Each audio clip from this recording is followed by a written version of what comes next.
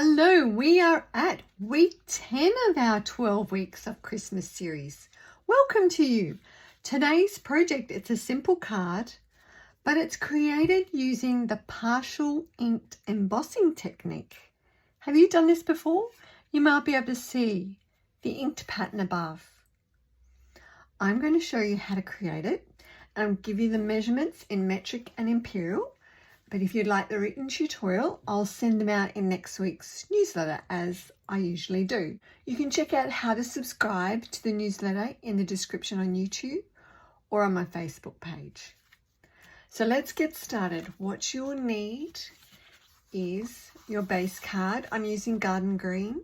It is 21 centimeters by 14.8 centimeters. Score it at 10.5. Or in inches, it's 8.5 by 5.5, scoring at 4.25. You want some white card.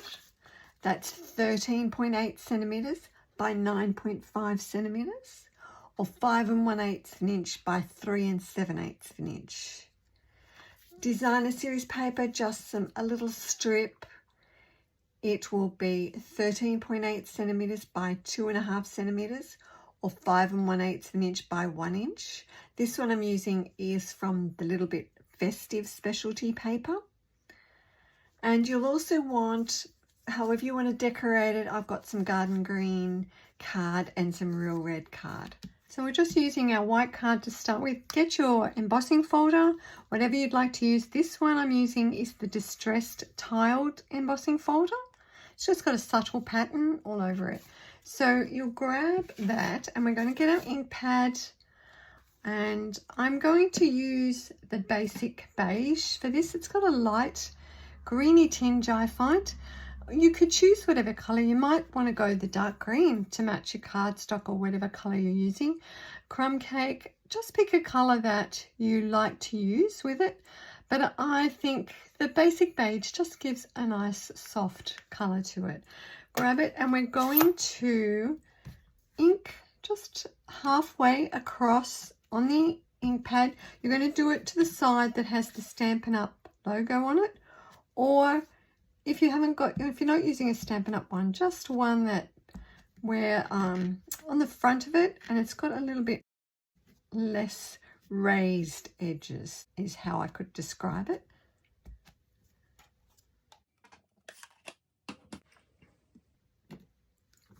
So we'll just pick that up and going to position our card inside it. So just have a look. We only want to go about halfway on the card. So just check that it's straight and press that down. So grab your folder, your embossing plates. What you'll need is your large platform, and we're going to position it crossways. It's going to fit through okay for this particular one with your card hanging out. And we're going to, because we're embossing, we're using the grey plate. If you've got a different die cut machine, your layers may be a little different. Just try it with the way you normally would emboss. So we are going to run that through our die cut machine. So I'll just take that off now. So let's have the big reveal. We can get rid of that now.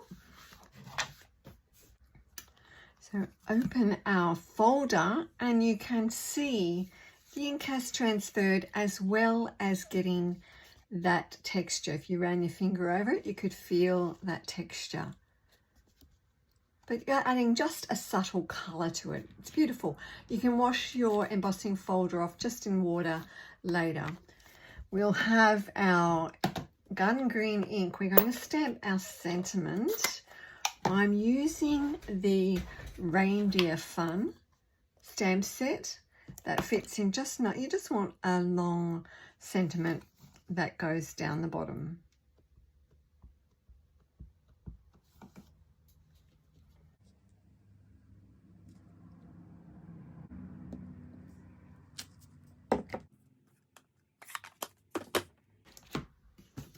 Bring your card base in.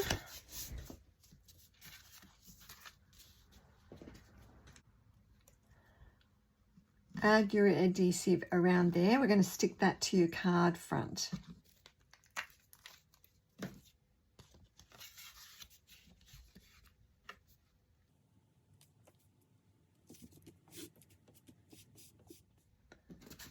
we'll add our strip of paper. Now you could, instead of paper, you could add some ribbon across there. Just before you stick your white card down, just tuck some ribbon, a length of ribbon around and underneath your card. I'm just going with the pattern paper.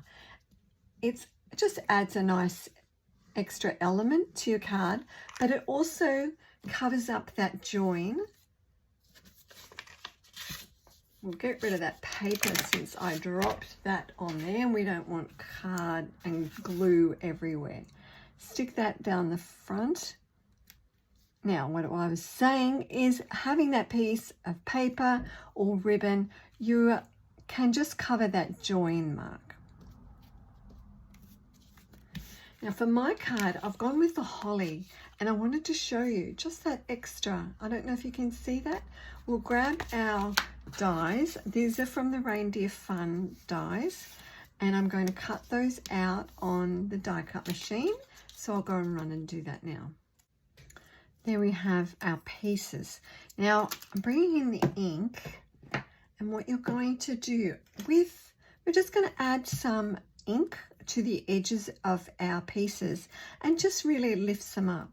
So with the garden green, with my daubers, I actually add some labels to the daubers. Just, I don't have one for every color, but just every shade of color.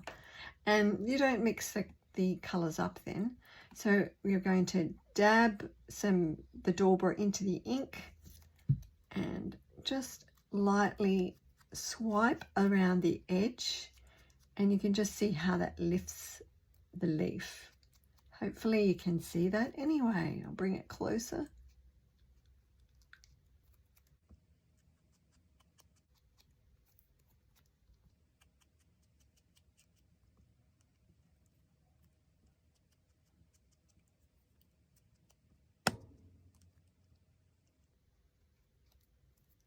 So do as much as you'd like on that. And with the red, we'll do the same with the berries.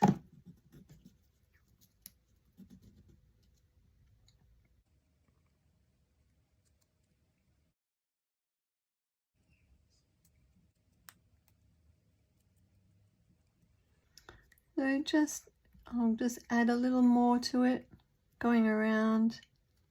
You could also add some, if you have some clear glossy adhesive or paint, that would really lift that as well, make it all shiny.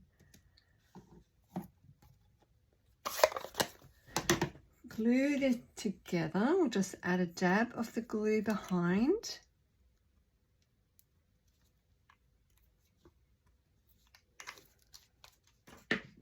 I'm going to dab some of that glue off scrap paper, because otherwise we're going to have a mess.